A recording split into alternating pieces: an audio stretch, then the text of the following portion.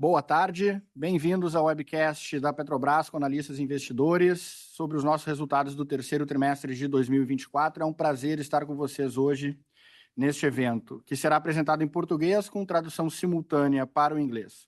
Os links para essa transmissão em ambos os idiomas se encontram em nosso site de relacionamento com investidores. A gente gostaria de informar que todos os participantes acompanharão a transmissão pela internet como ouvintes. Depois da nossa introdução, a gente vai ter uma sessão de perguntas e respostas e vocês podem enviar perguntas pelo e-mail petroinvest@petrobras.com.br. petroinvest@petrobras.com.br. Estão presentes conosco hoje Clarice Coppetti, diretora executiva de assuntos corporativos, Cláudio Schlosser, diretor executivo de logística, comercialização e mercados, Fernando Melgarejo, diretor executivo financeiro de relacionamento com investidores, Mário Spinelli, diretor executivo de governança e conformidade, Maurício Tomasquim, diretor executivo de transição energética e sustentabilidade, Renata Baruzzi, diretora executiva de engenharia, tecnologia e inovação, Silvia dos Anjos, diretora executiva de exploração e produção, e William França, diretor executivo de processos industriais e produtos, além de demais executivos da companhia.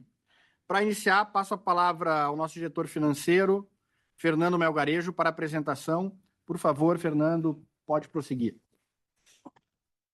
Bem, boa tarde a todos. Obrigado pela presença em mais um webcast de resultados da Petrobras. Eu vou começar aqui apresentando os destaques desse terceiro trimestre de 2024 e, na sequência, eu e os demais diretores responderemos as perguntas que forem apresentadas para a gente aqui. Bom, iniciando, no slide 3, para todo mundo acompanhar, sobre destaques operacionais. Começo trazendo os destaques operacionais da área de exploração e produção. Tivemos um período de importantes avanços. Em outubro, nós colocamos em operação 2 FPSOs, o Maria Quitéria no campo de Jubarte, na Bacia de Campos, e o Marechal Duque de Caxias no campo de Mero, na Bacia de Santos. E ainda recebemos o Almirante Tamandaré, que já está em águas brasileiras e vai operar no campo de Búzios ano que vem. Esta será a primeira unidade de alta capacidade a ser instalada em Búzios, com potencial para produzir até 225 mil barris de óleo e processar 12 milhões de metros cúbicos de gás dias. A ideia é que a gente comece no ano que vem, mas há expectativas de antecipação também. São entregas muito importantes do nosso plano estratégico. No caso da Maria Quitéria, nós conseguimos, inclusive, antecipar a operação que estava prevista para 2025.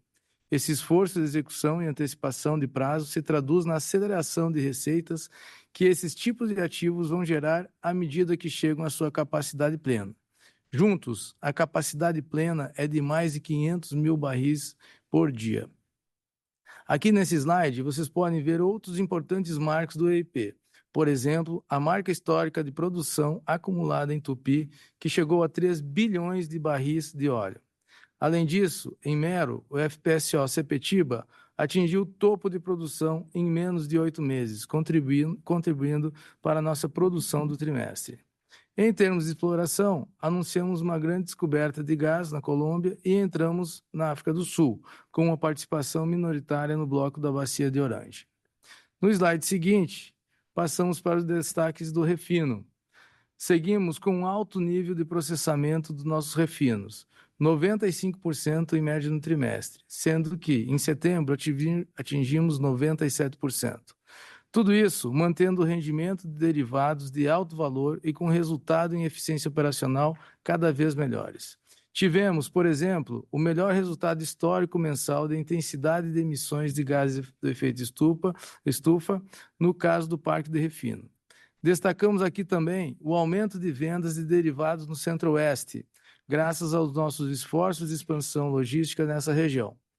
E o acordo com a Vale para testes com produtos de baixo carbono, incluindo o diesel R, com 5% de conteúdo renovável.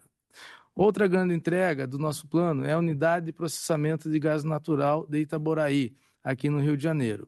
Estamos prontos para iniciar a operação comercial em breve. Este projeto é extremamente estratégico para a Petrobras, pois aumenta a oferta de gás natural para o mercado brasileiro. Começaremos com metade da capacidade e, até o final do ano, estaremos com 2 módulos em funcionamento, totalizando uma capacidade de processamento de 21 milhões de metros cúbicos de gás por dia. Vale destacar nosso retorno ao top 10 do ranking Empresas dos Sonhos 2024, após 4 anos fora do ranking. Os resultados da pesquisa são uma importante ferramenta para empresas que desejam atrair, reter e desenvolver talentos. Isso é um indicativo que estamos no caminho certo. Entrando agora no resultado financeiro, no slide 5, nesse terceiro TRI, não tivemos impactos relevantes de itens não recorrentes, ao contrário do que observamos no trimestre anterior, como todos podem lembrar. Nosso EBITDA recorrente foi de 11,6 bilhões de dólares e o lucro líquido recorrente de 5,9 bilhões.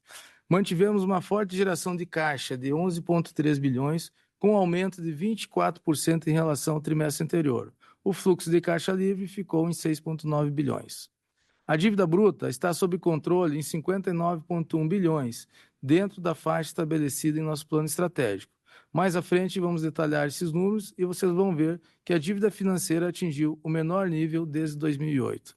Com nossas atividades em plena carga, fechamos o trimestre com pagamento de 64,4 bilhões em tributos e aprovamos dividendos e juros sobre capital próprio na ordem de 17,1 bilhões de reais. Como vocês podem ver, os números demonstram que alcançamos resultados consistentes num contexto de queda do preço do Brent. Slide 6, por favor. Nesta tela, temos o retrato do cenário externo ao longo do terceiro trimestre. O Brent caiu em relação ao trimestre anterior, assim como o crack spread do diesel. Com isso, tivemos redução na margem, mas conseguimos compensar com maiores volumes de vendas de derivados. Nesse trimestre, na média, percebemos uma desvalorização do real frente ao dólar, mas o câmbio final ficou em R$ 5,45, impactando positivamente o resultado financeiro. O real se valorizou 2% no terceiro trimestre de 2024, em comparação à desvalorização de 11,2% no segundo trimestre de 2024.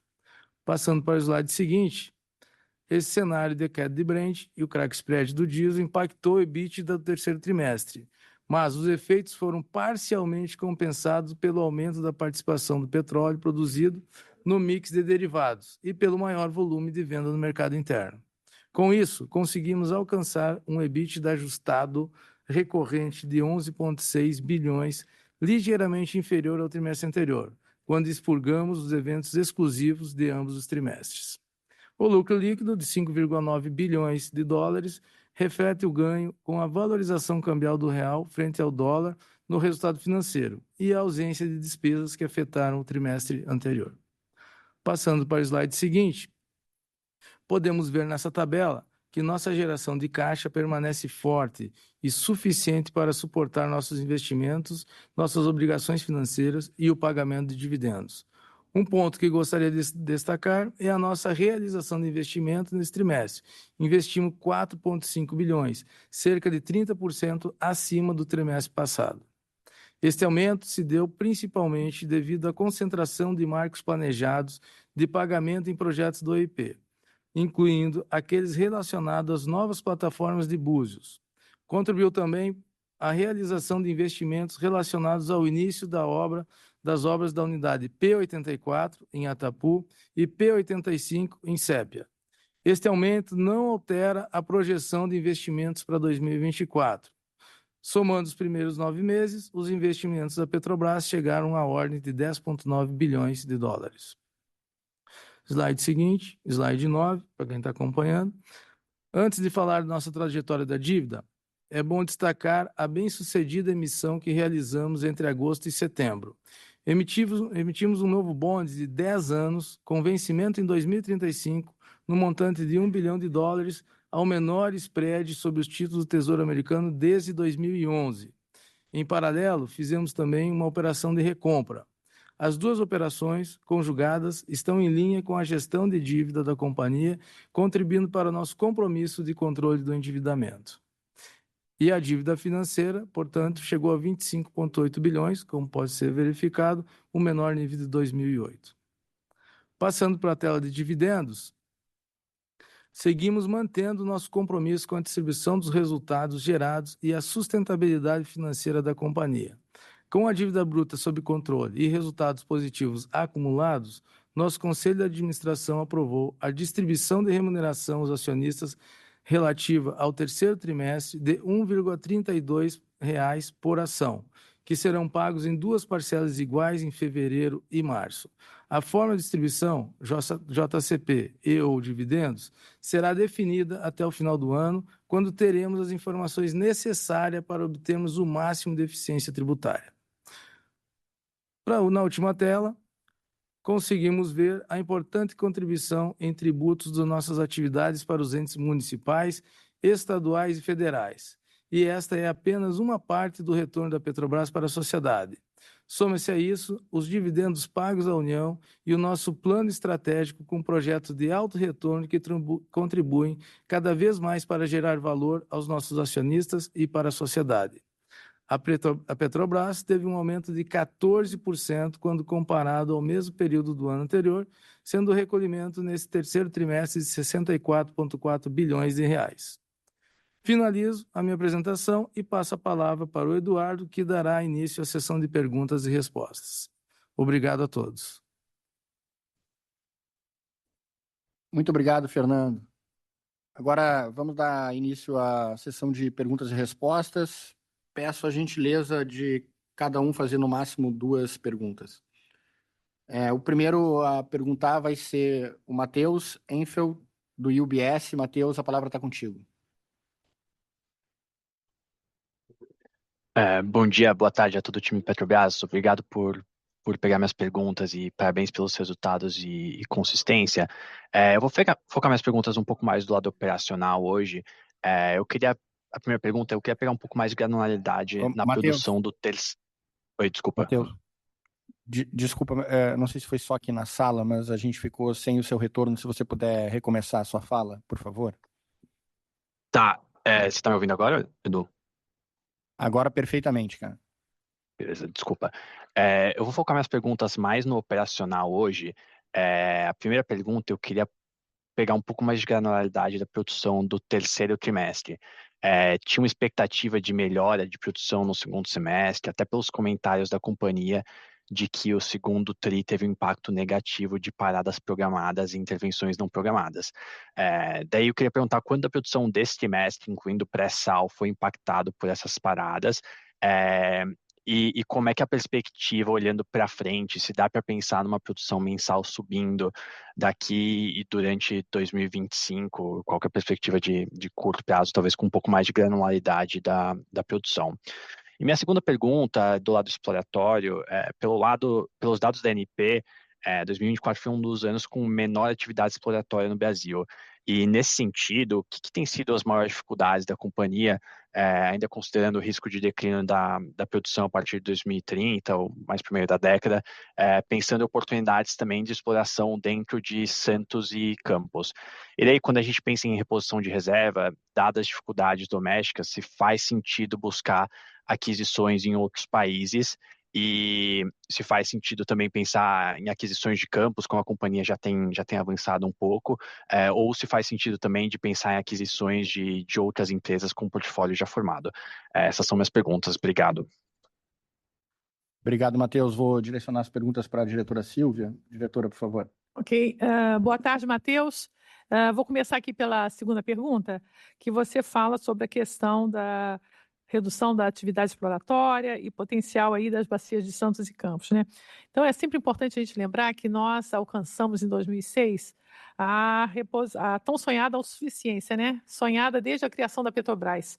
E isso implica, o fator determinante disso é que a gente continue com essa autossuficiência, aumentando a produção e repondo reservas, né? Que esse é a nossa trilha, né?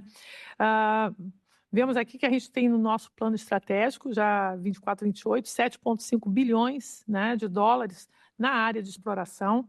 E vemos o seguinte, para esse projeto de pesquisa, a gente tem o potencial petrolífero significativo que a gente está investindo, né, em 3 formas. Primeiro, Na reposição, quando você pergunta de Campos e Santos, sim, vamos estar investindo em novas oportunidades das áreas que nós já temos e procurando novas áreas, que aí entra a bacia, a margem equatorial, onde nós temos a maior análise, né, já feita já desde 2013, adquirimos aqueles blocos em 2013, temos estudos feitos, tem uma semelhança muito grande com a bacia de Campos. A margem equatorial detém semelhanças, né, nos sistemas de reservatórios, sistemas turbidíticos, semelhantes à bacia de Campos. É uma área potencial, com um gerador mapeado em sísmica, semelhante aos grandes geradores dessa época do Turoniano, que ocorre tanto na Venezuela quanto nas descobertas mais recentes da Guiana e Suriname, né? Então, existe um potencial enorme que a gente tem que avaliar, e a gente só avalia perfurando, e para perfurar precisamos da licença, né? Então, essa é a nossa principal linha de investimentos, e aí para essa área são 3,1 bilhões de dólares que nós estamos investindo, que nós temos no nosso planejamento, né? Outro ponto que você fala é fora do Brasil, né? Então, a gente tem um portfólio para repor reservas, a gente vai buscar, né? E, claro, né, quanto maior a produção, maior necessidade de repor reservas, né? E a nossa produção está crescente. Então, a gente vai procurar onde? Nos principais áreas com grande retorno e potencial exploratório. E aí a gente busca áreas que a gente tem um conhecimento já bastante consagrado, como que nós temos aqui nas nossas bacias. E, nesse sentido, nós vamos para as bacias conjugadas, né, da África, por exemplo, em que tem semelhanças com as nossas bacias de Campos, bacia de Santos, no sentido do Poiçal, principalmente, né? Então, nós estamos com essa visão de busca de repor reserva, é a nossa meta, e a gente vai buscar onde ela for economicamente viável e lucrativa para a Petrobras, né? Só para mencionar aqui, nós concluímos, né, esse ano a aquisição lá em São Tomé e Príncipe, fizemos uma participação junto com a Total na África do Sul, né? São 2 poços que já iremos perfurar no próximo ano, e estamos também aqui aguardando a licença na margem equatorial, e como eu digo, tem um potencial muito grande, tem reservatórios potenciais, ótimo gerador, mas a gente só descobre depois que a gente fura. E aí a gente verifica se o nosso modelo está correto, né? Então, acho que nessa primeira pergunta, e depois você fala sobre as paradas, né? De fato, esse ano foi um ano atípico, né? Tivemos paradas e paradas, nós tivemos paradas programadas e não programadas. As programadas foram principalmente nas bacias de Santos, em unidades de grande porte, que tem um grande impacto aí, né, na produção. Só para se ter uma ideia das programadas, a gente deixa de produzir, em média, quase 150 mil barris por dia com as paradas programadas. E as paradas programadas são vitais, importantes, para a manutenção das nossas unidades, para a longevidade das nossas unidades e para a segurança das nossas unidades. Então, a parada é que nem para automóvel, né? Você tem que fazer a revisão, e nós estamos fazendo todas elas. E elas não ocorrem todo ano, elas ocorrem em periodicidade variada, e esse ano nós ficamos com esse trimestre com essas da Bacia de Santos, né? E também vale mencionar também as paradas não programadas, né? Por determinações e por manutenções eventuais que a gente verifica como sendo importantes. Mas, apesar disso, né, com todas essas paradas, nós tivemos um impacto relativo de greves e paradas, atuação padrão, tanto do IBAMA quanto da ANP, que não são normais, né, foram atípicas, mas, apesar disso, nós conseguimos estar dentro do planejado feito pela nossa análise de risco, de forma que a gente prevê para o final de 24, a produção na meta de 2,8, nessa faixa que nós fazemos pela análise de risco de 2.800.000 barris dia, mais ou menos 4%. Né?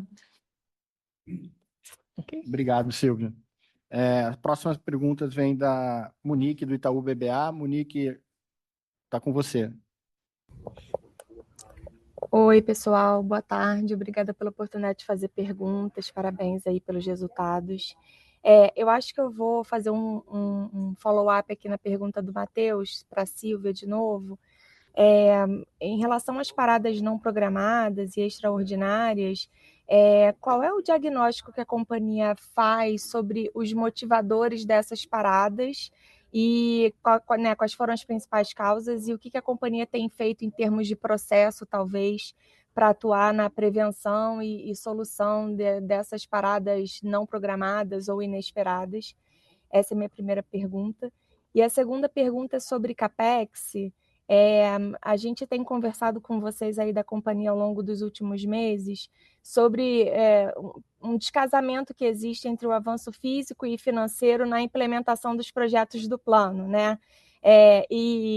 Vocês sempre comentam que existe um processo de melhoria em andamento, de refinar essa projeção de curva de CAPEX, de modo a diminuir esse desvio e fazer com que as projeções de investimento do plano talvez sejam mais coladas à realidade ou ao avanço físico desses projetos, né? Então, a segunda pergunta é se vocês poderiam comentar como anda esse trabalho de refinamento dessa projeção de CAPEX e o quanto disso já deve estar refletido no próximo plano. Obrigada. Eu vou passar a primeira pergunta para a diretora Silvia, e a segunda pergunta para a diretora Renata. Se o Fernando quiser comentar, fica à vontade também. Ok. Diretora Silvia, por favor. Ok. Então,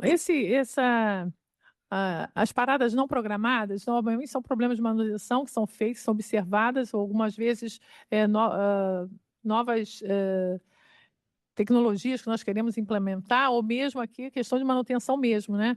Foram paradas esse ano, a gente teve bastante paradas por demandas da própria ANP. Lembro que nós passamos um período de pandemia em que grande parte das nossas unidades, principalmente da Bacia de Campos, elas não tiveram a manutenção foi estendida, né? Então, nós estamos agora fazendo todas as manutenções, tentando rever todas as solicitações aguardadas para zerar qualquer demanda que tenha vindo da ANP. Então, a gente está fazendo um trabalho, um esforço para zerar qualquer pendência em questão de manutenção, para garantir segurança, garantir a longevidade das unidades, né? E isso a gente tem feito para garantir realmente essa integridade, né? Eu creio que é isso, basicamente zerar qualquer manutenção desejada ou anotação, solicitação feita pela ANP já ao longo de alguns anos, então nós estamos zerando isso. Próxima. Oi, Monique. Eu tinha até comentado, né, no evento de 3 meses atrás a respeito desse descasamento do físico-financeiro. E nós efetivamente implementamos melhorias, tanto é que nesse trimestre vocês viram como é que a gente conseguiu realizar mais, né? E um dos motivos foi justamente porque conseguimos alinhar esse avanço físico com financeiro. Então, assim, daqui para frente a gente teve um passivo, né, que a gente resolveu, e daqui para frente a gente tem confiança de que a gente vai conseguir realizar aquilo que a gente está planejando. Obrigado, Silvia. Obrigado, Renata. Obrigado, Monique, pelas perguntas. As próximas perguntas vêm do Bruno, do Goldman Sachs. Bruno, a palavra está com você. Obrigado, boa tarde, parabéns pelos resultados. A minha primeira pergunta é com relação à gestão da posição de caixa da empresa. A empresa vem rodando com uma posição de caixa bem acima daqueles 8 bilhões de dólares que vocês colocam como referência do que a empresa precisaria para tocar o dia a dia. Então, a pergunta aqui é se existe uma intenção de reduzir esse excesso de caixa, ou se vocês pretendem manter essa margem de manobra no balanço. E a segunda pergunta é um follow-up na discussão de reposição de reservas. Muito se fala da exploração da margem equatorial. Eu acho que seria interessante se vocês pudessem comentar um pouco sobre a oportunidade no ativo de Pelotas, se dá para dar alguma ideia de tamanho potencial, ou mesmo qual que é o status atual do projeto. Obrigado. Obrigado, Bruno. Vou passar a primeira pergunta para o Fernando e a pergunta da Bacia de Pelotas vou passar para a Silvia. Fernando, por favor. Oi, Bruno, tudo bem? Obrigado pela pergunta. A questão de caixa, tesouraria disponível da companhia é um negócio interessante, porque quando a gente pensa em projetos e necessidade de fluxo de caixa, a gente coloca um projeto, desde a sua exploração até o primeiro óleo, em 5, 7 anos. Então, a gente nunca pode olhar uma visão de 3 meses, 6 meses, como algumas empresas que têm um giro diferente podem, né? Então, o nosso olhar é sempre de longo prazo, né? Ou melhor, de curto, médio e longo prazo, e à luz do nosso planejamento estratégico, que lá está os principais indicadores de investimento, qual a geração de fluxo de caixa, quanto disso vai ser um fluxo de caixa líquido e quanto nós vamos utilizar também para os nossos investimentos, e um caixa de partida que a gente tem. Por a gente ser uma companhia que tem geradora de fluxo de caixa forte, né, é natural que a gente tenha ciclos. Eu vou gerando caixa, ele vai acumulando em tesouraria, vem um certo momento, ou eu faço investimentos, ou eu distribuo. Até porque a gente não tem nenhum interesse em ter caixa superior ao necessário para o nosso dia a dia operacional e para os nossos investimentos, até porque um caixa muito grande ele custa, né? Ter tesouraria custa juros, né? E conforme o tamanho, maior é esse custo aqui dentro. E a gente está revendo o que a gente tem, hoje é de 8 bi, como você bem falou, se é possível, e para isso a gente está fazendo vários cenários, vendo alternativas, vendo quais as flexibilidades que a gente tem, e os mecanismos para trabalhar com caixa mais baixo. Eu venho da área de tesouraria, né? Então minha lógica, né, nesse sentido é não trabalhar com caixa elevado. E nesse sentido que a gente vem trabalhando dentro do planejamento estratégico, que a gente pretende divulgar isso até dia 21 de novembro. Obrigado, Fernando. Silvia, por favor. Ok, sobre Bacia de Pelotas, né? Então, além da margem equatorial, uma outra área exploratória que nós fizemos um grande investimento, adquirimos 29 blocos na Bacia de Pelotas, né? 26 em parceria com o Shell e outras 3 com a Sinuk e a Shell, né? Estamos agora no momento de aquisição de dados sísmicos, como toda a área exploratória requer. É uma área gigante, uma das maiores que a gente já fez. Está fazendo ainda uma parte, começamos já esse ano e provavelmente a gente termina a aquisição no final do ano que vem. A área é bastante grande, como eu disse. Depois da área da aquisição sísmica, tem todo o período de interpretação das bacias, do dado sísmico, seleção de áreas, estudo dos blocos, qual deles serão mais favoráveis, que poços serão perfurados, e aí permissão do IBAMA para essa perfuração, né? Então, a gente está realizando esse programa exploratório mínimo, que é a análise sísmica, e só em seguida, avaliando aí realmente o potencial, o que a gente vai poder analisar melhor, é um 3D muito bom, e a gente diz, né, e esse recurso todo aí faz parte daqueles 7,5 bilhões de dólares que nós reservamos para a área de exploração no período 24-28, né? Então, estamos agora no dado sísmico e vamos aguardar ansiosamente. Bom informar que também a gente não vai esperar o final do ano para fazer as interpretações, não, né? Basicamente, conforme forem sendo obtidos, nós vamos estar interpretando. Obrigado, Silvia. Obrigado, Fernando. Obrigado, Bruno, pelas perguntas.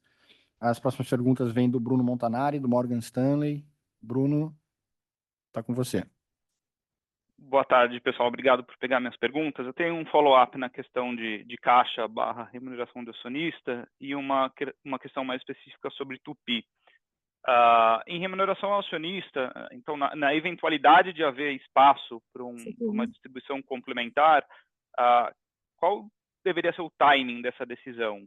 Entender se seria possível ainda fazer dentro desse ano fiscal, como, por exemplo, durante a apresentação ou logo após o plano estratégico, e queria entender também qual que é o rito de aprovação, né? Então, se concluiu que tem espaço para distribuir, chama uma reunião de conselho, isso é aprovado, então o quão rápido isso pode acontecer. E na questão de Tupi, a gente observou aí já há algum tempo o início da fase de declínio, então queria ver se vocês conseguem dividir com a gente como que o depletion tem se comportado, se ele está em linha com aquela média de 10% dentro do portfólio da companhia, ou se o pré-sal tem se mostrado aí mais resiliente do que os campos maduros da Bacia de Campos. E também queria pegar a cabeça de vocês de como pensar na revitalização de Tupi em termos de alocação de recurso, plataforma, e para onde eventualmente essa produção no campo poderia ir nos próximos anos. Muito obrigado. Vou passar, então, a primeira pergunta sobre a remuneração aos acionistas para o Fernando e depois Silvia pode falar sobre Tupi. Fernando, por favor. Ô Bruno, tudo bem? Prazer falar contigo aí. O que a gente definiu nesse ano é que as melhores práticas nos trazem que é natural tomar uma decisão sobre dividendo extraordinário com o amadurecimento do plano estratégico, né? Olhando toda a volumetria de curto, médio e longo prazo. Nesse sentido, né, a gente vai avaliar a distribuição do extraordinário em conjunto com o planejamento estratégico, tá? E se a gente conseguir cumprir o nosso cronograma, que é entregar dia 21, aprovar dia 21 de novembro, o planejamento estratégico, tecnicamente é sim possível fazer a distribuição no próprio ano, né, até o final de dezembro, desses valores. Obrigado, Fernando. Silvia, por favor. Ok. O Tupi é o nosso gigante querido, né? E ele tem um resultado melhor do que a média mesmo. Ele tem um declínio de produção menor que os 10%, declínio, né? Bem menor do que o da Bacia de Campos, né? E a gente está agora fazendo o desafio do Tupi Mais, né? É o Tupi que vai voltar a produzir. Ele hoje produz quase 900 mil barris por dia, mas a meta é que a gente chegue a 1 milhão de barris, né? Tupi está querendo competir com o Búzios, que tem a meta de chegar a 1 milhão no ano que vem, e os gigantes não estão satisfeitos, então Tupi está uma revitalização que vai ser feita, a gente vai fazer, o Tupi Mais engloba mais postos complementares, vamos rever um pouco mais a estrutura, implementar a estrutura de gás, injeção de gás e água, revitalizar as vilas do campus e tem uma nova plataforma pretendida, né? Então, a ideia é que a gente mantenha o declínio de produção o mais reduzido possível e não vamos deixar assim, a ideia é não deixar que a gente tenha um declínio tão acelerado como a gente viu na Bacia de Campos, né? Então, todos os campos do pré-sal e também da Bacia de Campos agora, nós estamos com esse intuito, né, de manter poços, manter a reinjeção bastante forte, de modo que a gente mantenha a curva de produção com declínio o menor possível. Obrigado, Silvia. Nada. Obrigado, Bruno, pelas perguntas. As próximas perguntas vêm do Gabriel, do Citi. Gabriel, a palavra está contigo. Eduardo, time Petro, obrigado por pegar minhas perguntas. Eu tenho 2 pontos aqui, eu acho que, até voltando a esse assunto da estrutura de capital da empresa, né? Acho que a gente, não sei por que a gente acaba focando muito na discussão de caixa mínimo, dívida bruta, mas esquece um pouco da discussão de alavancagem. A gente aqui até na casa tem uma visão um pouco mais pessimista para o petróleo no que vem, e talvez a minha pergunta aqui seria, tentando entender um pouco a cabeça de vocês em termos de estrutura de capital. Né, o quanto, por exemplo, o preço do petróleo influencia, qual petróleo vocês estão usando para essa discussão e principalmente tentar entender o que seria um nível de alavancagem ótimo para a companhia hoje, olhando daqui para frente, até como se falou aqui.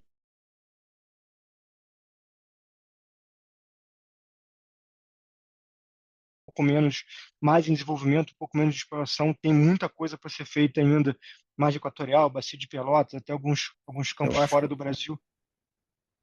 Está me ouvindo, Edu? Gabriel, a gente conseguiu pegar a primeira pergunta, mas a segunda que você acha que começou, a gente não ouviu. Se você puder refazer a segunda pergunta, por favor. Tá. Não, acho que a primeira parte eu acho que é em relação a nível de alavancagem, ótima, na companhia, levando em consideração o futuro investimento, onde deveria estacionar esse nível de alavancagem da companhia. O segundo ponto é mais olhando para investimento. A gente, toda essa questão também de ANP, IBAMA, etc. Acho que tem uma questão de licença ambiental, mas também tem uma discussão em relação à indústria de serviço um pouco mais apertada também hoje. Né, olhando até para a contratação de FPSO, de sonda de perfuração, subsea, etc. Acho que tem uma indústria um pouco mais apertada. A gente tem visto a Petrobras tentando, né, se adequar até esse cenário um pouco mais apertado. E dentro desse ponto, queria ouvir de vocês 2 coisas. Uma, como contornar esse problema? Né, a gente tem visto até na parte de FPSO um pouco mais de flexibilização ali na contratação, trazendo BOT, por exemplo. Queria ouvir um pouco de vocês como fazer isso. E segundo, qual o impacto em termos de orçamento futuro, né? CEP está vendo um número um pouco mais alto, né? Perto de 9 bi. Se isso é o novo tamanho, né, de investimento ali, olhando, claro, são unidades grandes, mas são números maiores que a gente via no passado. Queria entender um pouco do impacto de inflação aqui no setor também, como pode impactar o budget para vocês. Obrigado, Gabriel, pelas perguntas. Vou passar a primeira pergunta para o Fernando, a segunda pergunta para a Renata. Fernando, por favor. Bom, obrigado pela pergunta. Bem, toda a questão do caixa e teto da dívida, a gente está fazendo avaliação durante o ciclo do planejamento estratégico. E, de fato, a gente tem uma discussão bastante forte da estrutura de capital da empresa, né, e qual a relação ótima entre capital de próprio e capital de terceiro. Tudo isso a gente vem discutindo dentro do planejamento estratégico, buscando ter um índice de alavancagem que seja adequado, né, dentro da situação da companhia e do plano de negócio que a gente tem, e a gente deve divulgar isso durante também o planejamento estratégico. Muita coisa, né, gente, vai ficar para o planejamento, que é a nossa peça mais importante aí desse final de ano e que a gente vai trazer bastantes respostas nesse sentido. Mas a lógica é tentar otimizar a relação da nossa estrutura de capital da companhia e a relação adequada entre capital próprio e capital terceiro. É óbvio que tem uma questão complementar, né? O IFRS 16 faz a gente reconhecer afetamento como dívida e que, de fato, ele é uma dívida, uma proxy de dívida, né? A forma de investimento, o fluxo do nosso investimento é que muda. Se eu faço próprio, eu tenho os fluxos mais intensivos no início. Se eu faço afetamento, eu diluo durante um tempo. Cada um tem uma modelagem e uma característica independente, né? E o afetamento foi o que a gente mais usou até hoje. Mas agora, o afetamento, o leasing que a gente tem de FPSOs, são afetamentos de dívida boa, né? Do conceito de dívida boa, porque todo afetamento é pago com algum tipo de resultado e isso está sendo levado aí na estrutura de capital que a gente está desenhando para o ciclo 25-29. Obrigado, Fernando. Renata, por favor. Então, Gabriel, realmente a gente teve algumas dificuldades em contratar FPSO, né? O que atrasou aí alguns projetos na contratação. E o que a gente fez foi, juntamente com a equipe do diretor Fernando, a gente fez uma abordagem ao mercado para entender o que estava acontecendo, né? Uma das coisas que a gente pôde observar é a dificuldade dessas empresas, quando eram em afretamento, de obter financiamento. Então, elas não estavam conseguindo obter financiamento para poder fazer uma proposta de afretamento. Essa era uma das questões. Outra questão era o fluxo de pagamento, como eu até já comentei aqui anteriormente, e a gente remodelou esse fluxo de pagamento para um fluxo de caixa neutro, né? Ou seja, não tem nenhum tipo de financiamento das empresas para a Petrobras, nem vice-versa, tá? Então, fluxo de caixa neutro. Alteramos o modelo de contratação. A gente não está contratando nesse momento afretamento. A gente fez um estudo com as nossas próximas plataformas que temos que contratar. E realmente uma das alternativas é o BOT. O BOT, o CAPEX é da Petrobras, a operação fica por um tempo pela empresa e depois ele transfere o ativo para a Petrobras. Então, isso também a gente acredita que vai facilitar a participação das empresas aqui nesses certames. Com relação à parte de subsídio, realmente a gente viu um aumento bastante significativo, principalmente nos contratos de lançamento de duto rígido, que a gente chama de EPCIs. Mas nos últimos 2 que a gente recebeu, a gente já começou a ver uma tendência de queda. A gente conseguiu aumentar a competitividade de contratos, trazendo mais players para esses certames, né? Então, a gente já teve mais empresas interessadas nesses certames, até por conta desses ajustes que a gente fez nesses contratos, na forma de pagamento, na forma de medir. Então, a gente hoje já está com 5 players na EPCI. Além disso, a gente está estudando a Petrobras ser o EPCI também. Então, a gente contratar o barco, a gente contratar os equipamentos separadamente e nós fazermos esse contrato para que a gente também tenha a alternativa de fazer em casa em vez de ter que contratar no mercado. Agora, com relação aos preços, é importante também lembrar que o níquel é uma das principais commodities que afetam os preços dos nossos equipamentos, dos nossos dutos, das nossas unidades. Em 2022, a tonelada do níquel chegou a $48.000, né? E aí foi descendo e hoje está em $16.000. Então, a expectativa nossa também é que a gente tenha um declínio nos preços em função dessa commodity. Então, acho que eu respondi tudo, Eduardo. Tem mais alguma coisa que Muito faltou? Acho que obrigado, não. Renata. Acho que é isso. Muito obrigado, Fernando. Obrigado, Gabriel, pelas perguntas. As próximas perguntas vêm do Pedro, do BTG. Pedro, a palavra está contigo. Boa tarde, Edu. Boa tarde a todos. Eu tenho duas perguntas. A primeira, eu queria saber como que a gente deve pensar a respeito das potenciais deduções, né, tributárias relacionadas ali ao acordo do CARF, né, nos próximos trimestres. Acho que isso já começou a impactar em alguma medida no resultado do terceiro TRI. Então, se vocês puderem talvez passar um acordo em quanto tempo, né, esse benefício deveria ser consumido, acho que ajuda a gente aqui. E uma segunda sobre a curva de investimentos, né? Tá claro que os detalhes definitivos vão ser anunciados ali no plano estratégico, mas vocês poderiam talvez compartilhar um pouco de como vem o perfil entre o CAPEX em implementação e em avaliação para frente, né? Se a gente deveria esperar uma mudança nesse, vamos dizer, share entre os perfis de CAPEX nesse novo plano versus o do ano passado. Obrigado, Pedro. Fernando, você pode responder as duas, por favor? Claro. Obrigado aí, Pedro. Bom, falando do que o acordo do CARF, no fluxo de caixa operacional do terceiro TRI, os impactos positivos incluíram menor recolhimento de imposto de renda e contribuição social, e deduções ligadas ao acordo na ordem de $800 milhões nesse terceiro TRI, tá? Cerca de 4,2 bi que a gente teve de economia, ou deixou de recolher em função da compensação na base fiscal, tá? E o remanescente fica no terceiro até o primeiro TRI de 2025, tá? Na ordem de uns 3 bilhões de reais, uns $500 milhões aproximadamente, tá? Em relação aos nossos investimentos, a gente avalia que não vai ter grandes mudanças em relação à sua maturidade, né? Então, a gente vai ter aquele que a gente vê já projeto em implementação, né? Ele continua grande ainda em 2025 e vai reduzindo, porque é um ciclo, né? Tu tem aquele implementação e tem aquele em prospecção, à medida que o prospecção vira implementação, vai tendo um ciclo nesse sentido.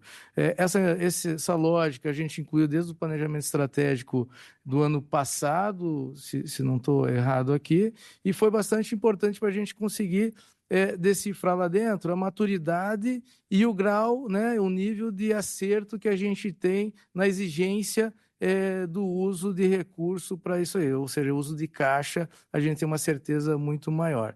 E, como eu falei, não deve ter grandes mudanças e nem poderiam ter grandes mudanças de um ano para o outro, já que nossa visão aqui é sempre de longo prazo, 4, 5 anos, para botar um projeto tirando o primeiro óleo, ou um projeto de energia renovável, é um pouco mais curto, mas também não é um tempo tão longo assim. Obrigado, Fernando. Obrigado, Pedro, pelas perguntas. As próximas perguntas vêm do Rodrigo, do Santander. Rodrigo, boa tarde, a palavra está contigo. Boa tarde, pessoal. Aqui eu queria primeiro voltar no ponto de produção e falar um pouco do pós-sal. Acho que primeiro, levando em consideração aqui os processos todos de comissionamento que a gente viu, principalmente o Marlim. Agora a gente teve entrada ali do Maria Quitéria, então queria entender um pouco, né, as próximas unidades de revitalização, acho que só vem um pouco mais para frente, né, 27, 28. Então como é que a gente deve pensar a curva aqui de produção da companhia no pós-sal? Acho que é interessante. Talvez falar um pouco de Roncador e Marlim aqui olhando para frente, tá, nesse contexto.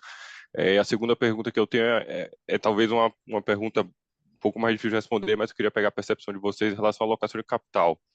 Quando a gente fala aqui de CAPEX versus M&As, e aqui eu estou falando de CAPEX, principalmente de projetos de revitalização, como Marlim, ou Tupi, ou coisas dessa natureza, e M&As, investimentos inorgânicos, por exemplo, Namíbia, que é um projeto lá que, quando a gente olha, ele já está bem avançado, né? Então, como é que vocês balançam aqui, como vocês colocam no balanço aqui de decisão esses projetos inorgânicos versus projetos orgânicos dentro do portfólio do EIP em si. Acho que seria legal a gente ter um pouco essa percepção aqui de vocês. Obrigado, pessoal.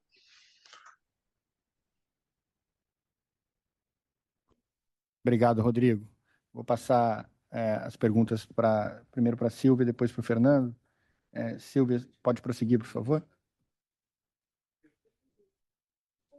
Então, Fernando. Rodrigo, a gente vai começar pela segunda pergunta, tá? Em relação a CAPEX e M&As, né? Bom, a gente tem como estratégia aqui não comentar projetos específicos. O importante é a gente falar de uma forma geral. Não há diferença, né, em relação ao investimento orgânico, como M&A, ou projeto não orgânico, ou inorgânico, como M&A, ou orgânico, né? Todos passam pelo mesmo processo de governança, mesma exigência de retorno, né? Tem que passar em todos os cenários, inclusive o cenário de resiliência, tem que gerar um VPL positivo para a gente ir à frente. Esse é um conceito que dentro da companhia, né? A governança é desenvolvida dessa forma, tem funcionado. Obviamente que aprimoramentos são sempre bem-vindos, né? Mas nesse momento a gente não vê nenhuma mudança nesse sentido, né? E em termos de retorno, a gente olha assim o investimento, o retorno desse investimento. Obviamente aqueles que têm mais risco, by the book, né? A gente quer um retorno maior e vice-versa. Mas também tem um alinhamento estratégico. Eu preciso ter um investimento, que eu tenho um alinhamento estratégico, que eu gero sinergias e que eles têm que ser olhados dentro de um portfólio e não numa avaliação individual. Então, eventualmente, eu posso ter um retorno menor em algum investimento, mas desde que tenha sinergia e tenha aderência com o nosso portfólio, que eu posso aqui não estar prejudicando o todo, mas tendo uma sinergia e uma estratégia futura, né, de médio e longo prazo, que faça sentido. Obviamente, estou falando tudo isso, né, mas sem desconsiderar que sempre tem que ter VPL positivo, inclusive nos cenários de resiliência. Obrigado, Fernando. Silvia, por favor. Ok, então na questão do pós-sal, realmente foi o grande declínio da Bacia de Campos, né? E o que a gente está prevendo para ele é uma total retomada, né? Retomando agora, a gente já tem Jubarte, Marlim Sul, Marlim Leste, Barracuda, Caratinga. São as 4 unidades que a gente vai novas para revitalizar o campo, o pós-sal de modo geral. Mas, além das unidades, o que importa é que a gente está fazendo um trabalho espetacular de botar novos postos produtores em unidades já em operação, e a gente prevê já um crescimento aí de 200 mil barris na bacia. Temos também o objetivo, né?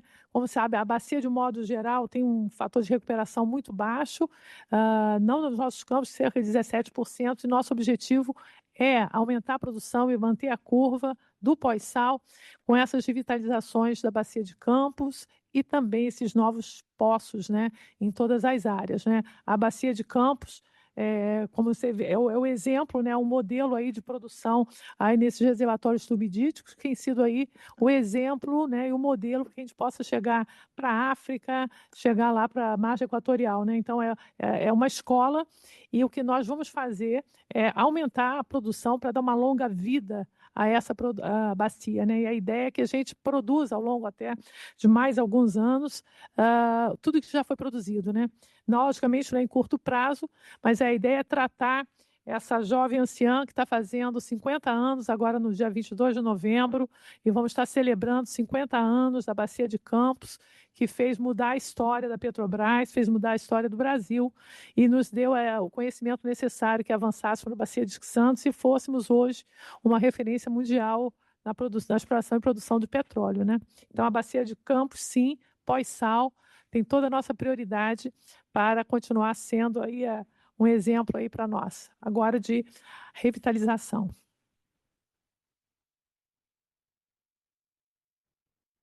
Obrigado, Silvia. Obrigado, Fernando.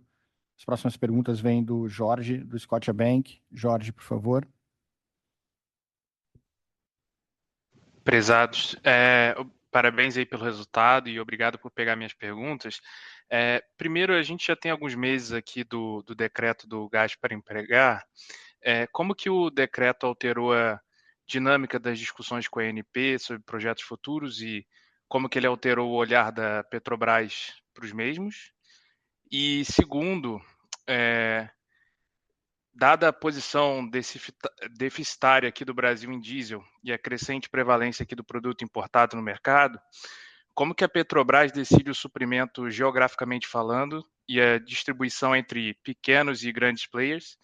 E se a empresa tende a concentrar o relacionamento ou opta por uma estratégia mais pulverizada? Obrigado. Obrigado, Jorge. Vou passar para o Tomasquim a primeira pergunta e depois o William pode... Depois o Schlosser pode responder. Obrigado, Jorge. Então, com relação ao gás para empregar, a gente inicialmente ficou realmente apreensivo, mas numa leitura que a gente está tendo é que ele vai se aplicar a novos projetos e não aos já aprovados. Então, a gente está aguardando aí a publicação da agenda regulatória da ANP para o biênio 25-26, para justamente conversar com a ANP. A gente está, no que diz respeito ao gás, agora muito focado na emenda que no Senado da a lei do Patem, né, que tem algumas medidas lá previstas de redução do mercado da Petrobras, que atingiria a Petrobras, né, mas as conversas estão sendo positivas. A gente já avançou muito, estamos, acho que, com um acordo com relação à preservação da produção própria da Petrobras e estamos ainda aí conversando. Resolvemos também a questão da importação do GNL e estamos ainda conversando sobre a questão da importação de Bolívia e Argentina e os contratos já realizados com terceiro. Então, ou seja, em resumo, estamos aí acompanhando essa agenda mas estamos otimistas que vai ser tudo resolvido. Obrigado, Tomasquim. Schlosser, por favor.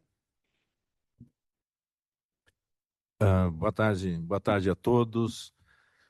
Obrigado pela pergunta, Jorge. Só talvez eu colocar um ponto importante ali, em primeiro lugar, é que esclarecer que não tem uma prevalência de produto importado no atendimento do mercado brasileiro, né?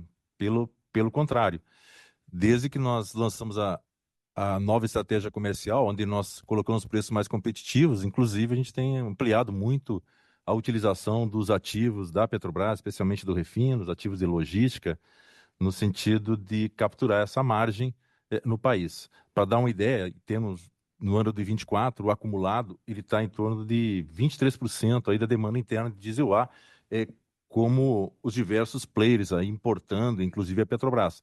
E os principais importadores são justamente as companhias distribuidoras. A Petrobras também atua no mercado de importação e ele de forma complementar à produção interna e buscando atendimento dos clientes aí de uma maneira e de uma forma mais efetiva, aproveitando aí uma série de vantagens logísticas que nós temos.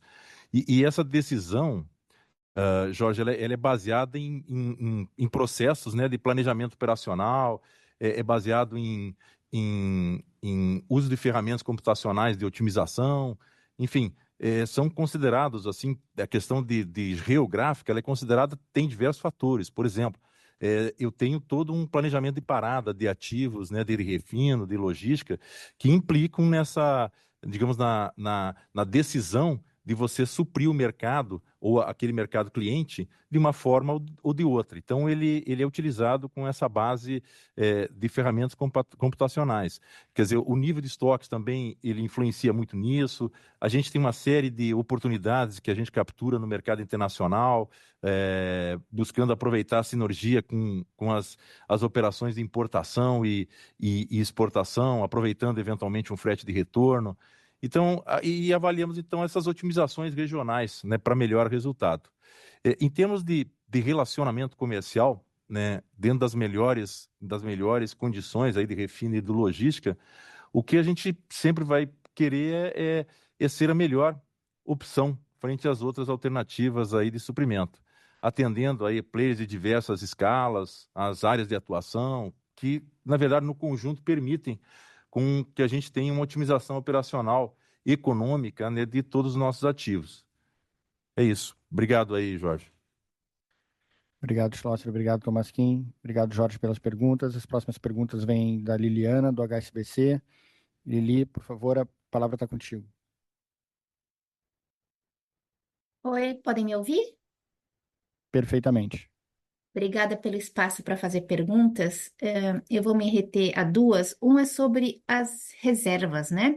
Então, queria saber o que vocês poderiam fazer para poder assegurar que a licença ambiental para a margem equatorial possa vir o quanto antes. Nessa mesma linha também, pensando em mais reservas, a Silvia já comentou sobre a revitalização da Bacia de Campos, né? E só queria entender se isso já não estava contemplado no plano de 2024-28, né? Silvia, você mencionou 200 mil barris por dia, né? De potencial recuperação de produção. Queria só entender se isso já estava naquele plano estratégico, né? Para vir na sua curva de 2,4 milhões de barris para 2026-27, né? E nessa mesma linha da reserva, né? Vocês pensariam em comprar ativos que já estão produzindo na região de Campos, de forma a vocês mesmos poderem pensar em otimização de investimentos e recuperação das reservas? E se teria alguma ideia de magnitude? Então, todas as perguntas são relacionadas a aumento de reserva. E se puder fazer também a minha segunda pergunta na área de downstream, só queria entender como que está o andamento das negociações na parte de fertilizantes com a Yara para investimentos no setor e qual que seria a ideia para forma, né, de precificação do gás que a Petrobras vai vender para as plantas de fertilizantes. Obrigada. Obrigado, Lili, pelas perguntas. Vou passar para a diretora Silvia comentar um pouco sobre a questão das reservas e a Clarice, se quiser complementar também sobre a margem equatorial que a gente tem feito, fica também muito à vontade. E depois o William responde sobre a questão dos fertilizantes. Silvia, por favor. Ok, Liliana, obrigada aí pela pergunta. De fato, a gente busca, né? Reserva é o nosso day by day, né? E a gente busca reserva, né? Ampliar reservas com novas áreas, otimizando as áreas que nós já temos, né? Então, a Bacia de Campos é isso, está dentro daquele plano, mas nós estamos tentando acelerar o máximo possível a perfuração desses poços para a gente obter esses 200 mil a mais, né? Mas já está dentro do planejamento 24-28, sim, né? E nessa reposição de reservas, claro, não posso deixar de falar, sobre a margem equatorial, né? Que, na verdade, é o nosso desafio. A gente pode tirar mais daquilo que nós já temos, mas o grande salto é com novas descobertas, né? E aí, como eu já disse, a margem equatorial detém, pelo fato de ter a semelhança que a gente vê com outras bacias, tanto do ponto de vista do modelo deposicional dos reservatórios subdíticos muito prolíficos, que devem ser produtores, como nós temos na Bacia de Campos, tem um potencial gerador muito grande, que nós só vamos confirmar perfurando. Então, a gente tem um sistema petrolífero na margem equatorial que, se testado e confirmado, vai dar grandes resultados, né? Eu gosto sempre de falar que a semelhança se fala em um novo pré-sal, mas, na verdade, a semelhança da margem equatorial é com a Bacia de Campos. Diretora. Boa tarde a todas e todos. Boa tarde, Liliana. Obrigada pela pergunta. Para obter uma licença, a Petrobras não tem medido esforços, né? E eu quero só que eu vi em alguns comentários recentemente, essa última resposta do IBAMA para nós não houve uma negativa da licença. O que houve foi um conjunto de questionamentos da equipe técnica sobre a proposta que a gente apresentou em agosto, início de agosto deste ano, que foi a construção de mais uma base de proteção à fauna da Petrobras, agora localizada lá no município do Oiapoque. E essa estrutura toda que nós propusemos dentro do nosso pedido de licença para perfuração no Amapá Águas Profundas de fato, é um conjunto, né, de serviços. É uma base de proteção à fauna física, mas ela está articulada com um conjunto grande de embarcações marítimas, embarcações fluviais, aeronaves, né, e um conjunto significativo de serviços de técnicos especializados em proteção à fauna. Então, assim, a Petrobras, através de todas as nossas equipes técnicas, a gente não tem medido esforços aí de levar ao IBAMA cada vez com mais segurança, que a gente tem condições de ganhar, obter essa licença e fazer, obviamente, como vocês sabem, né, após a obtenção da licença, a gente tem ainda um exercício que tem que ser feito, né, que é a nossa avaliação pré-operacional, e nós estamos prontos para isso, contratando, inclusive, empresas altamente especializadas do setor. Então, a gente está bastante confiante, vamos responder esses últimos questionamentos, né? Não vimos isso de forma alguma como uma negativa da nossa licença. Obrigado, Clarice. Obrigado, Silvia. William, por favor.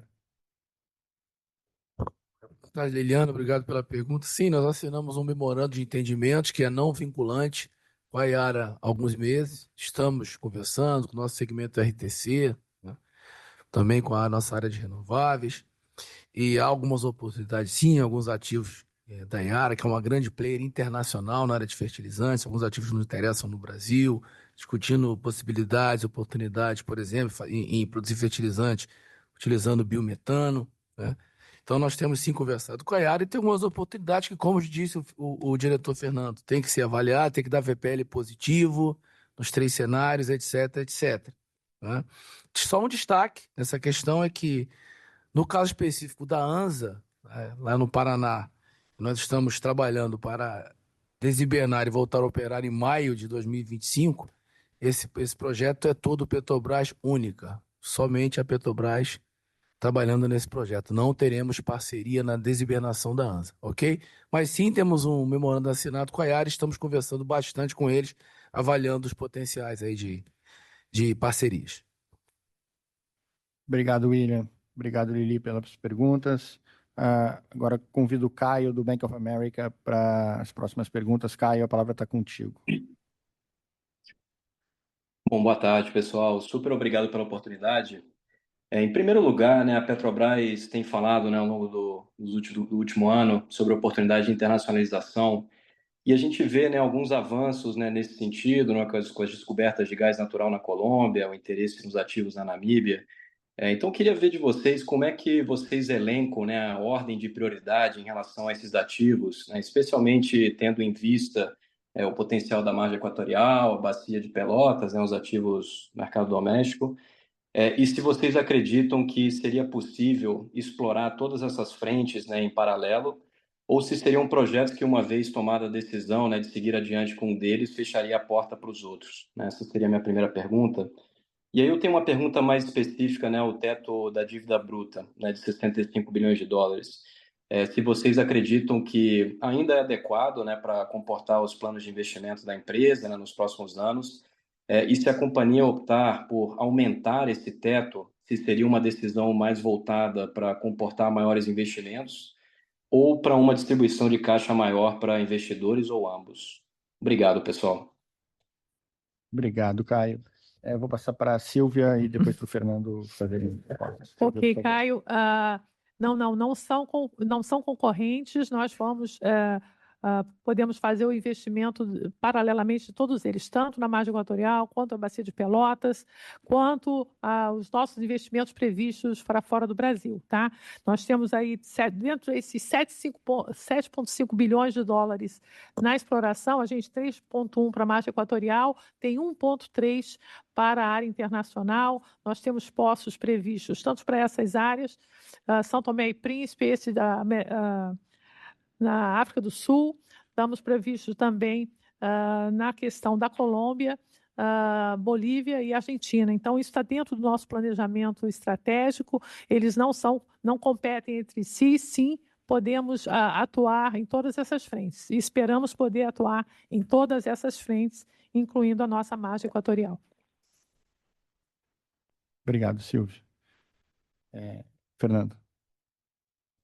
Caio, obrigado pela pergunta. A gente tem debatido bastante isso dentro do planejamento estratégico, né?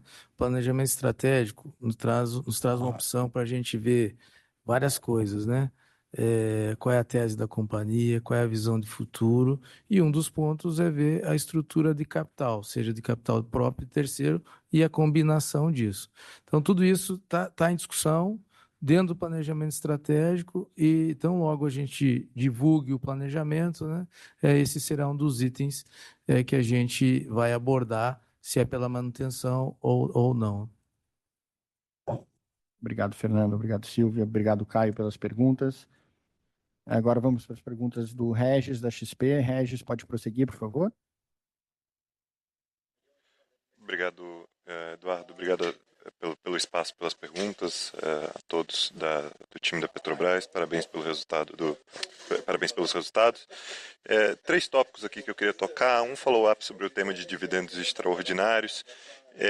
Só para entender um pouco qual é o debate, quer dizer, vocês olhariam a posição de caixa aqui do final do terceiro trimestre e vamos dizer, tomariam uma decisão com base no dividendo, quer dizer, na posição de caixa que já, e no fluxo de caixa já realizado, ou faz alguma análise prospectiva?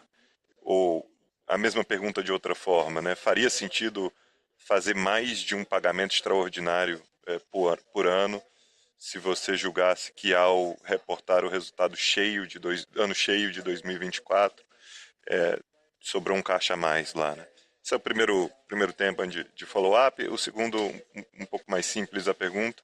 Queria, se vocês pudessem comentar sobre o avanço físico e as licenças ambientais dos projetos de Búzios e Mero, lá das plataformas de 25 e 26. Basicamente, eu queria entender se há espaço para antecipar projeto, a exemplo do que vocês fizeram esse ano, ou se, por outro lado, há risco de atraso nos projetos em função das licenças ou em função da dificuldade em contratar serviços e bens, né? E aí, por último, se me permitir, uma de Bacia de Campos, se vocês podiam comentar um pouco quais são os projetos-chave no horizonte de tempo aqui 25, 26, que formato tem a curva de produção da Bacia de Campos? Obrigado. Por favor, Silvia, pode prosseguir com a resposta. Só continuando aqui com a Bacia de Campos, né? Continua sendo, novamente, uma prioridade para a Petrobras, a revitalização e a Bacia de Campos, né? A Bacia de Campos, a gente tem investimento nesse 24, 28 de 22 bilhões de dólares, né? Isso inclui as plataformas novas plataformas e as plataformas de revitalização de Albacora, Barracuda, Caratinga, Jubarte, Maria Quitéria, que já chegou, e também a parceria que nós temos na produção do NC33, Raia Manta, lá com a Equinor, né? E inclui também os 200 poços que estão previstos nesse 24, 28, né? Então, e a produção incremental, a gente acredita que a gente vai retomar mais de 200 mil barris aí num curto prazo de 25, 26. É o que nós estamos projetando para esse período. Obrigado, Silvia. Fernando, por favor.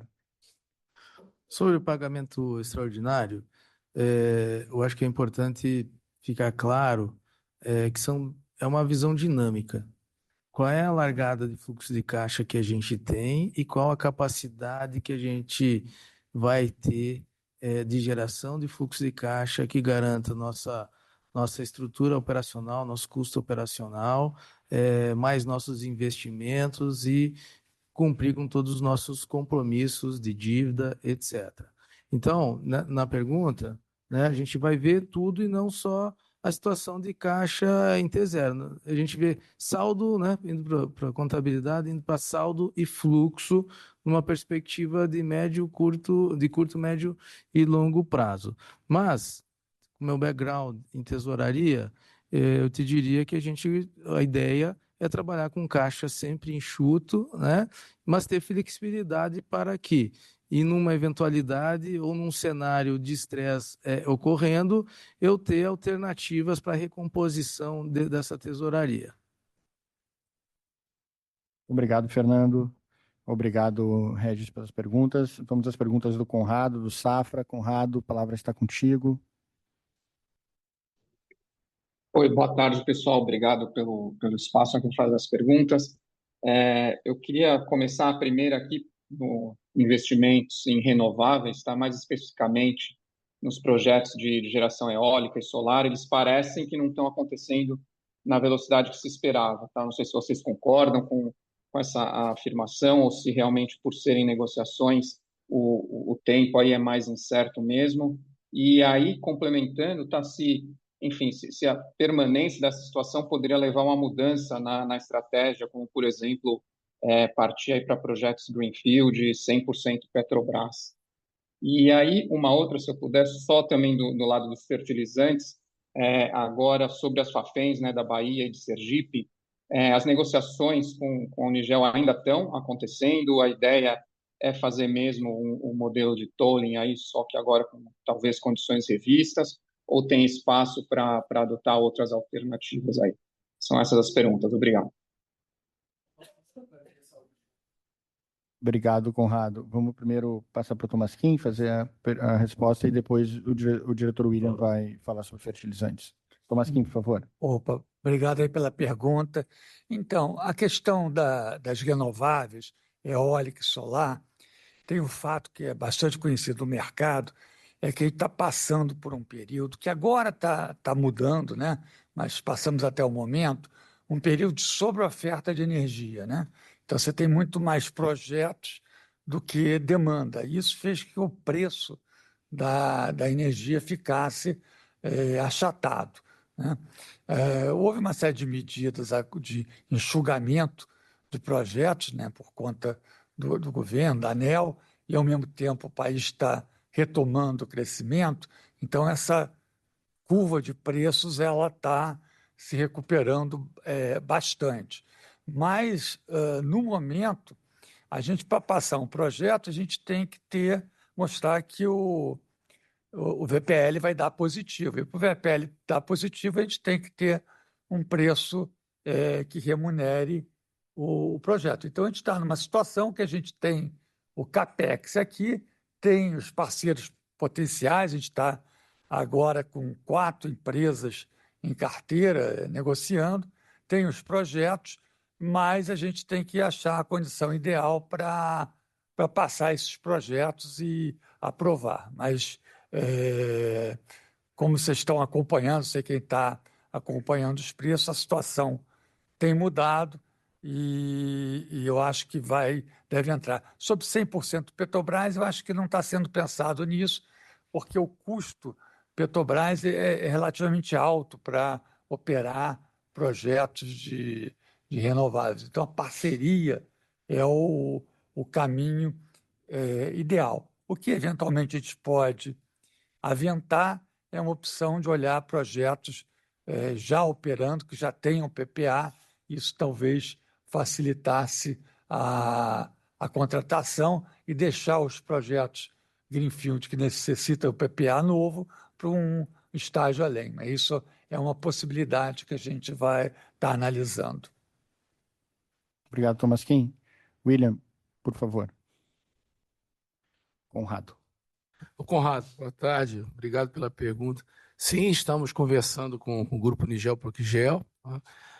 Temos várias ou algumas possibilidades. Lembrando todas as possibilidades de negócio, a gente tem que levar em conta a economicidade para a Petrobras, para o parceiro também, obviamente, e a visão estratégica do negócio fertilizante.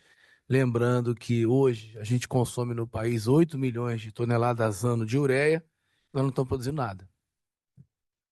Então, só em Fafem Bahia e Fafem Sergipe, que é o objeto da sua pergunta, a gente tem uma capacidade de produção entre 1,5 milhão e 2 milhões de toneladas ano de ureia. Então, estamos conversando, volto a falar que tem que ter economicidade, tem que ter viabilidade econômica dentro da visão estratégica da Petrobras para o negócio fertilizante. Tá? Mas estamos trabalhando, conversando com o Grupo Nigel Procigel, sim. Obrigado, William. Obrigado, Conrado, pela pergunta, pela participação. Rodolfo, do JP Morgan, é o próximo a perguntar. Rodolfo, a palavra está contigo, por favor. Oi, gente. Bom, as principais perguntas que eu já tinha, já que a gente está aqui já avançado na discussão, elas já foram. Então, eu vou fazer uma só, É o seguinte, a gente tem falado bastante com investidores e sente uma preocupação cada vez maior em relação ao preço do petróleo. E óbvio que a Petrobras tem custo baixíssimo, mas eu queria aproveitar que a gente está com toda aí a alta administração da empresa, só para testar com vocês um cenário eventualmente de mais estresse em preço de petróleo. O que seria a reação? O que a empresa tem nos planos para reagir a um cenário um pouco mais agressivo de preço de petróleo? Obrigado, gente. Obrigado, Rodolfo. Fernando, você pode comentar, por favor. Rodolfo, tudo bem? Obrigado aí pela Tudo pergunta. Obrigado pela pergunta. Eu acho que alguns dados importantes que a gente tem que trazer aqui para mostrar a resiliência do nosso portfólio. Quando a gente está falando num cenário ruim, que é o cenário de resiliência, né? Repetir aqui a palavra, mas é o nosso cenário de resiliência, a gente utiliza o barril a $45, né? E mesmo assim o VPL tem que ser igual ou maior que 0, né? Então, a gente hoje estamos 75, rodando essa aí, a gente tem um espaço bastante considerável e, obviamente, que em todo o nosso planejamento a gente faz aleatoriamente vários cenários, centenas de cenários, verificando se o nosso plano é adequado mesmo, que tem que tem a baixa significativa do dólar, né? A gente tem, e aí, do dólar não, do barril. Mas agora, é difícil de analisar ele sozinho. Se a gente usasse aquele conceito de ceteris paribus, né? Ceteris paribus, tudo mais constante, se a gente tivesse uma queda do barril, cada $10 da queda do barril, a gente está falando numa redução de receita operacional anual de 4 a 5 bi de dólares ano, né? Mas o mundo, ele gira, tem a questão do dólar, né? Tem a questão dos derivados, se eu vou sou mais intensivo em derivados ou não, que tem um valor agregado diferente. Enfim, a gente faz esse cenário, né? Lembrando que o nosso cenário de resiliência é 45 e tem que passar, inclusive, nele. Obrigado, Fernando. Obrigado, Rodolfo. Vamos às últimas perguntas do Vicente, do Bradesco. Vicente, por favor, pode prosseguir. Obrigado, Edu. Obrigado a todo o time da Petrobras por pegar minhas perguntas. Eu também vou fazer duas aqui. Eu queria voltar um pouquinho na pergunta que foi feita de inflação de equipamentos e serviços, né? A gente puxou alguns dados globais e nos últimos 12 meses, por exemplo, alguns itens de topside subiram o preço em 50%, o que chamou bastante atenção, né? E hoje vocês, obviamente, estão competindo por equipamento com Guiana, Namíbia, Ásia, muita coisa nova do offshore. Eu queria entender como a Petrobras ela tem usado a sua escala, né, e sua fidelidade como cliente de longo prazo com os estaleiros para negociar e minimizar esse impacto no CapEx. E se seria, né, faria sentido, né, a gente esperar uma inflação de duplo dígito aí nesse último CapEx de 102 bi de dólares. Segunda pergunta, eu queria voltar no comentário do Fernando Karff. Fernando, você comentou que tem 7,2 bilhões de reais aí, que entrou 4,2 bi nesse TRI, mais 3 bi até os próximos 2 trimestres. Queria entender se isso inclui o reembolso dos sócios ou não. Pela nossa conta aqui, teria mais uns 2 bi, 3 bi de reais de reembolso dos sócios. E se vocês já reembolsaram isso no terceiro trimestre. Obrigado. Obrigado, Vicente. Eu vou começar pelo Fernando e depois vou passar para a Renata comentar a tua primeira pergunta. Por favor, Fernando. Podia repetir para mim a pergunta aí? Ele perguntou sobre o Karff. Tá. Não, tá aqui. Desculpa aí, tava. Vamos lá. Bom, acho que são dois efeitos aí que a gente tem do Karff, né? Primeiro, o reembolso dos sócios. A gente tinha um estimado ressarcimento de 2,6 bilhões, né? Desses 200 milhões de reais, estamos falando de reais, tá, gente? Ainda não foram reconhecidos. 2,4 foram reconhecidos, 2,4 bilhões de reais foram reconhecidos entre julho e junho e setembro. E desses, 1,9 já virou caixa, efetivamente recebido pela Petrobras no exercício corrente que a gente está declarando aqui, que é o terceiro TRI. E benefícios fiscais, a gente até já falou antes, né, que a gente teve uma redução de pagamento de imposto de renda e contribuição social da ordem de 4,2, porque a base fiscal foi reduzida no valor dessa despesa. E a gente espera e o próximo efeito será em torno de 3 bilhões de reais, né? Cerca de 500 milhões de dólares, no primeiro trimestre de 2025. Só para complementar a do Rodolfo antes, eu queria fazer um ajuste aqui, que eu falei em receita de cada 10 dólares de redução, 5 bi de receita, mas é no fluxo de caixa operacional, tá, Rodolfo? Obrigado, Fernando. Renata, por favor. Então, Vicente, não tem um único motivo para esse aumento de preço, né? Vai desde projetos nossos que estão mais complexos, e isso a gente está fazendo um dever de casa, voltamos para a prancheta, estamos fazendo uma análise crítica, fazendo benchmark, o que a gente pode simplificar dos nossos projetos. Uma outra coisa que eu falei foi preço de insumos, né? O níquel teve um aumento absurdo aí por conta da guerra da Ucrânia, está voltando já aos níveis normais, a gente tem expectativa de que isso daí também traga uma redução para os preços. Uma outra questão a gente tem falado constantemente com o mercado, como eu já comentei aqui. Eu tive fazendo inspeção nas nossas obras na Ásia 2 semanas atrás e tive a oportunidade de conversar com vários fornecedores nossos. Alguns até que não estavam mais fornecendo, por uma série de motivos, deixaram de fornecer para a gente. E todos eles, nenhum, assim, absolutamente todos, demonstraram interesse em trabalhar com a gente e com parceiros no Brasil, que isso a gente sempre coloca que é uma condição para a gente que a gente não abre mão, que seja feito com parceiros aqui do Brasil. Então, alguns deles, por exemplo, falou para mim que já tinha MOU com 3 empresas aqui no Brasil, 3 estaleiros aqui no Brasil. Então, o que a gente tem feito? Conversado muito com o mercado, entendendo quais são as dificuldades deles, tentando ampliar a nossa base de fornecedores para ter uma maior competitividade nos certames, simplificar nossos projetos, né? E basicamente é isso, né? E está sempre conversando com o mercado para entender o que está acontecendo.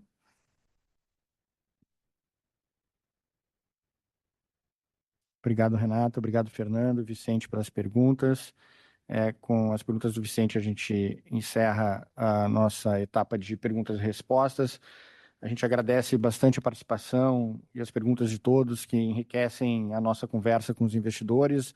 Hoje a gente teve mais de 1.000 conectados durante esse webcast e todos se beneficiam bastante das perguntas de vocês. Obrigado por participar com a gente.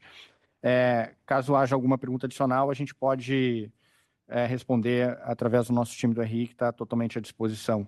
Passo ao Fernando para alguns comentários finais. Fernando, por favor. Vou só agradecer mesmo, em nome de toda a Petrobras aqui, a participação de vocês, o compromisso que vocês têm com a gente, né, as questões técnicas, e dizer que a gente está sempre à disposição pela nossa equipe da RI para tirar qualquer dúvida, né? Se tiver perguntas adicionais, como o Eduardo falou, estaremos aqui prontos para responder e fazer eventualmente um contato quando vocês precisarem. Estamos à disposição e muito obrigado por mais esse webcast aqui. A apresentação do evento ela já está disponível no site de relacionamento com investidores da Petrobras e em breve a gente vai disponibilizar também o áudio e o replay desse evento. Obrigado aos diretores, obrigado a todos que estiveram com a gente. Tenham uma boa tarde e um ótimo final de semana. Até a próxima.